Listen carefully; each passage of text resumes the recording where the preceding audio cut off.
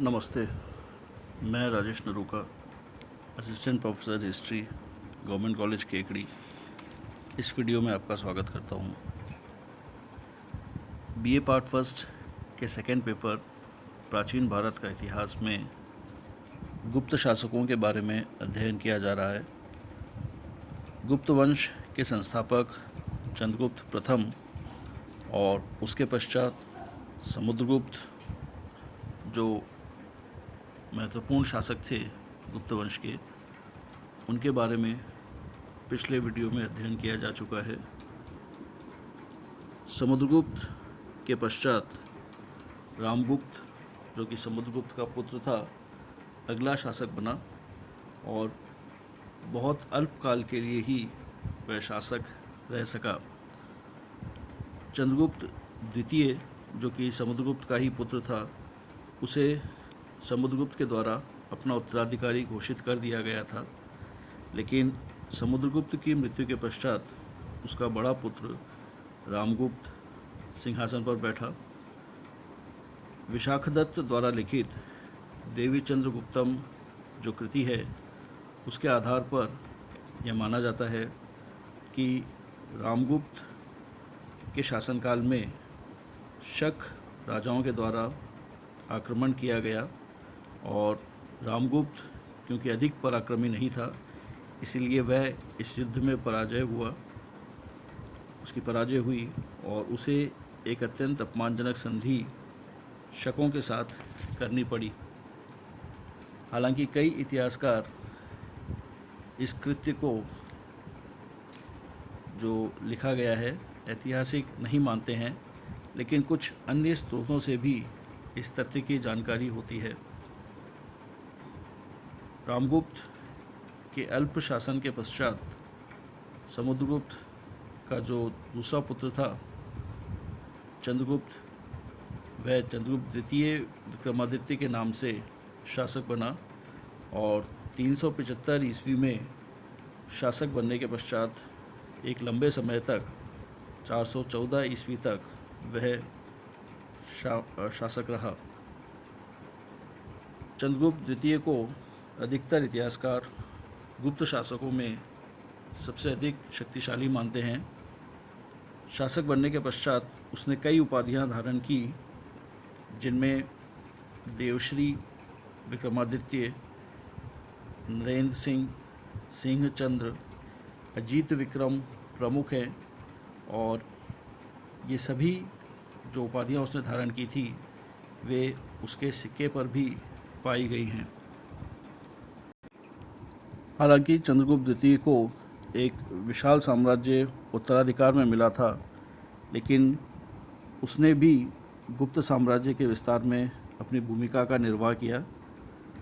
पूर्व के कुछ शासकों की तरह ही उसने वैवाहिक संबंधों के द्वारा भी साम्राज्य विस्तार के कार्य को पूर्ण किया। उसने ध्रुव देवी से विवाह किया और जिसके पश्चात उस प्रदेश के शासक उसके मित्र बने। इसी प्रकार कुबेर नाग, जो पद्मावती या मथुरा की राजकुमारी थी, उसके साथ भी चंद्रगुप्त द्वितीय का विवाह हुआ और उसके कारण से भी उसे पड़ोस में मित्र प्राप्त हुए। इसी प्रकार से अपने पुत्र और पुत्रियों का विवाह भी उसने इस प्रकार से स्थापित किया कि उसको अपने पड़ोसी राष्ट्रों का संबल मिला। वैवाहिक संबंधों के अलावा चंद्रगुप्त द्वितीय ने अपने आक्रमणों के द्वारा भी गुप्त साम्राज्य का विस्तार किया। उससे पूर्व समुद्रगुप्त ने हालांकि कई शासकों को पराजित किया था, लेकिन उन्हें पराजित करने के पश्चात उनके साम्राज्य को गुप्त साम्राज्य में न मिलाते हुए उसने उन्हीं के अधीन रहने दिया था और उन्हें स्वतंत्र रहने दिया। और इसीलिए समुद्रगुप्त की मृत्यु के बाद ऐसे सभी शासक पुनः स्वतंत्र होने के लिए प्रयास करने लगे, जिससे गुप्त साम्राज्य कमज़ोर होने लगा। चंद्रगुप्त द्वितीय ने ऐसे शासकों को पराजित करके अपनी दिग्विजय की नीति का अनुसरण किया। उसने मालवा के प्रदेश और सौराष्ट्र के प्रदेश को जीता और विदिशा का प्रदेश और धार का जो प्रदेश था वहाँ पर भी अपना साम्राज्य स्थापित करके अपनी सीमाओं को गुजरात और मध्य प्रदेश तक विस्तृत किया। उसके शासनकाल में शकों का भी भारत पर आक्रमण हुआ था और मालवा पर अधिकार करने के बाद चंद्रगुप्त द्वितीय की दिग्विजय का प्रमुख लक्ष्य शकों को पराजित करके पश्चिमी भारत को स्वाधीन करना था। उसके विभिन्न सिक्कों से भी इस बात का प्रमाण मिलता है कि उसने शकों का अंत कर सौराष्ट्र जिले को अपने साम्राज्य में शामिल किया था। इस प्रकार यह कहा जा सकता है कि आर्यावर्त के प्रदेश को एक राजनीतिक सूत्र में बांधने का कार्य जो समुद्रगुप्त ने प्रारंभ किया था वह उसके पुत्र चंद्रगुप्त द्वितीय ने पूरा किया। समुद्रगुप्त ने गुप्त साम्राज्य की सीमा को मध्य भारत से लेकर आगे तक विस्तृत किया और चंद्रगुप्त द्वितीय ने गुजरात और सौराष्ट्र और मध्य प्रदेश के अन्य प्रदेशों को जीत करके गुप्त साम्राज्य की सीमा पश्चिम तक काफ़ी विस्तृत करी। उसने बंगाल के प्रदेश को जीतकर भी अपने साम्राज्य में मिलाया, जिससे उसके साम्राज्य की सीमाएं असम राज्य तक पहुंच गई थी।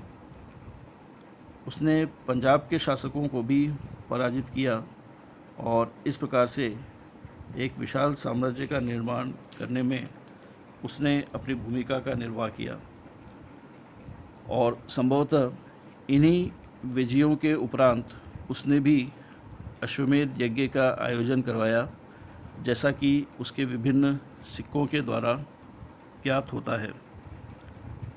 इस प्रकार यदि चंद्रगुप्त द्वितीय का मूल्यांकन किया जाता है तो यह बात स्पष्ट है कि वह गुप्त वंश के सबसे प्रतापी शासकों में माना जा सकता है। उसने विभिन्न युद्धों के साथ साथ अन्य प्रकार से भी अपनी दूरदर्शिता का परिचय देते हुए एक विस्तृत साम्राज्य का निर्माण किया। चंद्रगुप्त द्वितीय वैष्णव धर्म का अनुयायी था, लेकिन इसके बावजूद भी जो विभिन्न धर्म उस समय प्रचलित थे उसने उनके प्रति सहिष्णुता की नीति को अपनाया। वह कलाकारों को भी आश्रय दिया करता था और महाकवि कालिदास उसी के दरबार में था और इस प्रकार से चंद्रगुप्त द्वितीय के बारे में यह कहा जा सकता है कि वह गुप्त वंश का एक प्रतापी शासक था।